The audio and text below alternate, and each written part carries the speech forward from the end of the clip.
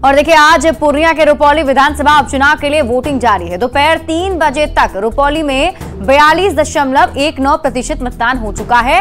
मतदान केंद्रों पर वोटरों की लंबी कतार लगी हुई है। वोट शाम 6 बजे तक डाले जाएंगे। सभी बूथ पर सुरक्षा कर्मी तैनात हैं। आपको बता दें कि इस उपचुनाव में कुल 11 उम्मीदवार अपनी किस्मत आजमा रहे हैं, लेकिन मुख्य मुकाबला जेडीयू के कलाधर मंडल और आरजेडी उम्मीदवार बीमा भारती के बीच है। रुपौली विधानसभा में कुल 321 मतदान केंद्र बनाए गए हैं, जिसमें 120 मतदान केंद्र संवेदनशील हैं। यहां पर वोटर्स का कहना है कि वे लोग विकास के मुद्दे पर वोट डाल रहे हैं। तो रुपौली विधानसभा के उपचुनाव को लेकर सुबह से ही वोटिंग की प्रक्रिया जारी है और लंबी कतारें वोटिंग सेंटर पर देखने को भी मिल रही है। जो लोग हैं वो अपने मन में मुद्दों को लेकर वोटिंग केंद्र पर पहुंचकर अपना वोट डाल रहे हैं। जब बातचीत करने की कोशिश की गई उनसे, न्यूज़ 18 ने उनसे बात किया तो उन्होंने मुख्य मुद्दा विकास बताया है। और हमारे साथ न्यूज़ 18 संवाददाता अमित कुमार लाइव जुड़े हुए, सीधे उनका रुख कर लेते हैं। अमित, अभी क्या कुछ तस्वीरें वहां पर, क्योंकि सुबह से तो लंबी लाइन दिख रही थी हमें।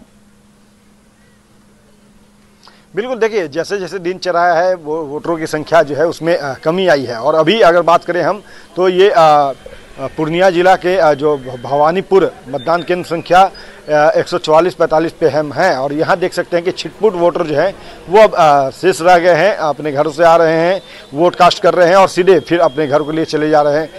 लेकिन अगर बात दूसरी तरफ हम करें तो चाहे वो मतदान पदाधिकारी हों, पीठासीन पदाधिकारी हों या फिर सुरक्षाकर्मी हों, सभी सुबह से यहाँ पे जमे हुए हैं। और पूरे कह सकते हैं कि भयमुक्त वातावरण में ये रुपौली विधानसभा का जो उपचुनाव आज हो रहा है वो बेहद शांतिपूर्ण तरीके से हो रहा है। और लोग जो है बड़े ही कह सकते हैं कि सहजतापूर्वक मतदान केंद्र पे आ रहे हैं और अपना वोट कास्ट कर रहे हैं। कई मतदाताओं से आज इस पूरे दिन में हमने बात की है तो मतदाताओं का साफ तौर पे कहना है कि हम जो है वो विकास चाहते हैं। और अब तक जो विकास की धारा रही है यहाँ पे रुपौली विधानसभा क्षेत्र में वो बेहतर नजर आई है। हालांकि कुछ जगहों पे काम अभी भी अधूरे हैं जिसे पूरा करना है, और पूरा तभी होगा जब हम बेहतर नेता, बेहतर विधायक को हम चुनेंगे, अपने प्रतिनिधि बेहतर चुनेंगे। और इसी सोच के साथ जो है वह चाहे महिला हो, पुरुष हो, युवा हो, सभी ने वोट कास्ट किया है। खास तौर पे युवाओं की बात कर रहे हैं तो युवाओं का कहना था कि हमारे लिए नौकरी जो है वो सर्वोपरि है और नौकरी को लेकर के हम लोग लगातार भटकते रहे हैं।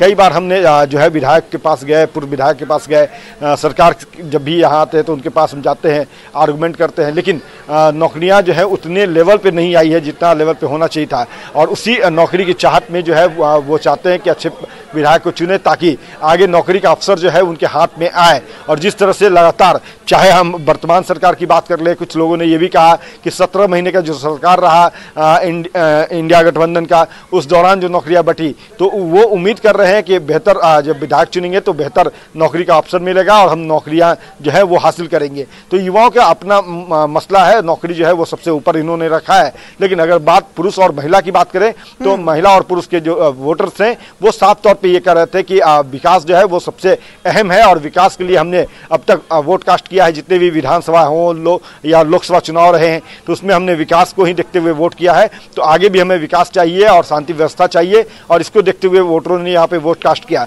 लेकिन अभी जो तस्वीर है, चूंकि अभी समय बाकी है, 6 बजे तक मतदान होने हैं, तो ऐसे में न्यूज़ 18 लगातार जो है वोटरों से अपील कर रहा है कि अभी भी अगर आप चूक रहे हैं मतदान करने से तो आप ये गलती ना करें, आप यहाँ आएँ और आकर के वोट कास्ट करें। क्योंकि ये बात हम इसलिए कर रहे हैं क्योंकि कई ऐसे वोटर थे जिन्होंने कहा कि 5 साल के अंदर ये दूसरा बार हमें वोट कास्ट करना पड़ रहा है, वोट देना पड़ रहा है विधायक चुनने के लिए। तो ये कहीं ना कहीं ये दुर्भाग्य की बात है। लेकिन चलिए ठीक है, जो भी परिस्थिति रही है वो अपनी जगह है। लेकिन अगर आपको लोकतंत्र ने ये मौका दिया है और आपको वोट कास्ट करना है तो आप उससे चूके नहीं। न्यूज़ 18 ठीक है, आपके जिले के यानी कि पूर्णिया के जिले के, न्यूज़ 18 लगातार ये अपील भी कर रहा है और जो लोग वहां पर हैं और अभी तक वोट नहीं डाले हैं तो जरूर आप वोटिंग केंद्र पर जाकर वोट जरूर डालिए।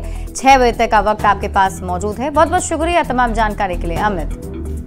बढ़ते आगे, रुपौली विधानसभा उपचुनाव को लेकर बिहार के स्वास्थ्य और कृषि मंत्री मंगल पांडे ने कहा है कि जैसा जनादेश लोकसभा चुनाव में मिला है वैसा ही जनादेश रुपौली में आने वाला है।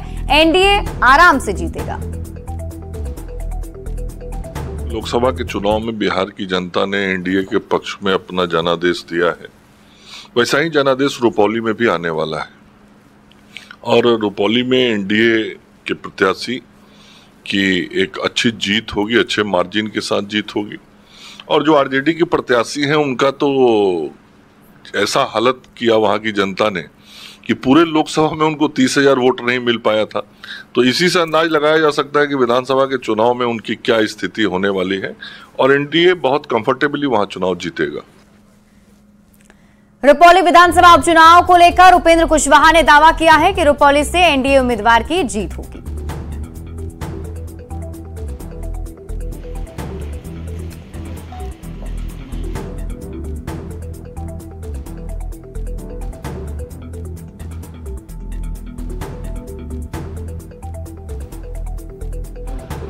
रहा है और वहाँ से जो खबर है उस हिसाब से एनडीए के उम्मीदवार की जीत वहाँ भारी मतों के अंतर से होगी।